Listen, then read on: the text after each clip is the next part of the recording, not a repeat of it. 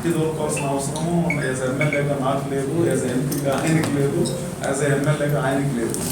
అక్కడక్కడ వెళ్ళొచ్చు, చంద్రగిరిలో వెళ్తుంది, నగిరిలో వెళ్తుంది, అన్ని చోట్ల వెళ్తుంది. దాని గురించి ఎక్కడ ఏమి మీరు ఒక చిన్న మాట కూడా రాయరు. గంగాధర నెలలో ఒక చిన్న ట్రిప్పర్ పోయిందంటే దాని ఇమీడియట్ గా ఫోటో తీసుకునేది ఎమ్మెల్యే మట్టిని తరలించేస్తున్నారు, ప్రకృతి సంపద చాలా ఎక్కువ ఉంది, కోట్లు దోచేస్తా ఉన్నారు.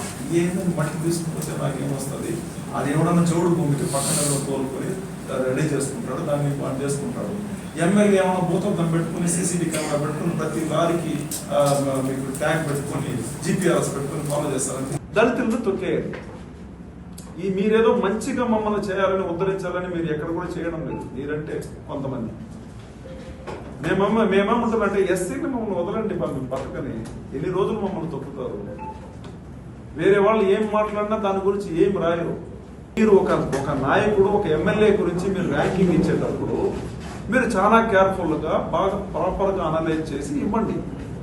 ర్యాంకింగ్ ఇవ్వడానికి మా సంస్థ ఉంది, మాకు ముఖ్యమంత్రి గారు ఉన్నారు, మా టీం ఉంది, వాళ్ళు ఇస్తారండి ర్యాంకింగ్. మీరు ఎందుకంటే ర్యాంకింగ్ ఇస్తారు? నేను ఇదేదో చెప్పాను, ఆ ర్యాంకులో ఫస్ట్ 3 ర్యాంక్ రావాలంటే నా దగ్గర 5 లక్షల నుంచి 10 లక్షలు డిమాండ్ చేశారు. నేను దీనిదా చెప్పుకొచ్చాను. ముందు మాట్లాడేది కట్ చేశారు, వెనక మాట్లాడేది కట్ చేసి కరెక్ట్గా వాళ్ళకి ఏం కావాలో దాన్ని మాత్రం ట్రోల్ చేశారు.